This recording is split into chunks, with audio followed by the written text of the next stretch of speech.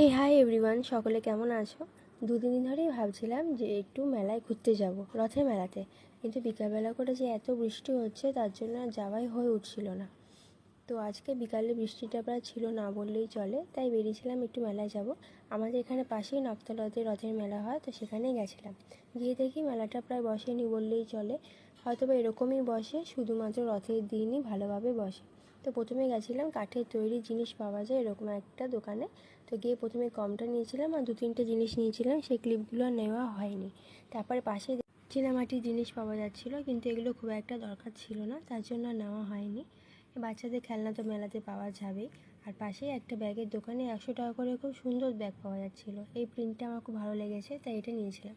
আর পাওয়া যাচ্ছিলো মাটির তৈরির কিছু জিনিস।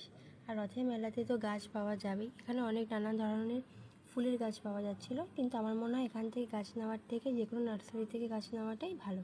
তারপর এখান থেকে একটা বোতল নিয়েছিলাম, কিন্তু জানি না এটা কতটা ভালো হবে বা কতদিন চলবে। কয়েকটা ক্লাচার নিয়েছিলাম, এগুলো বেশ সুন্দর সুন্দর ছিল।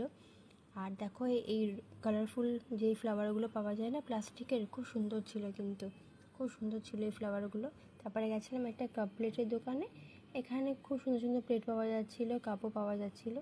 আর বাচ্চাদের যে সুন্দর সুন্দর এই বেলুনস আর যেই হাওয়া দিলে ঘোরে পাখাগুলো পাওয়া যায় না, খুব সুন্দর লাগছিলো দেখতে।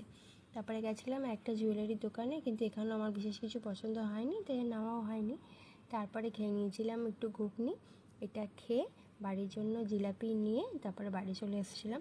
আর এই ব্রেসলেটটাও আমি কিনেছিলাম, এটা খুব সুন্দর লেগেছিলো তাই।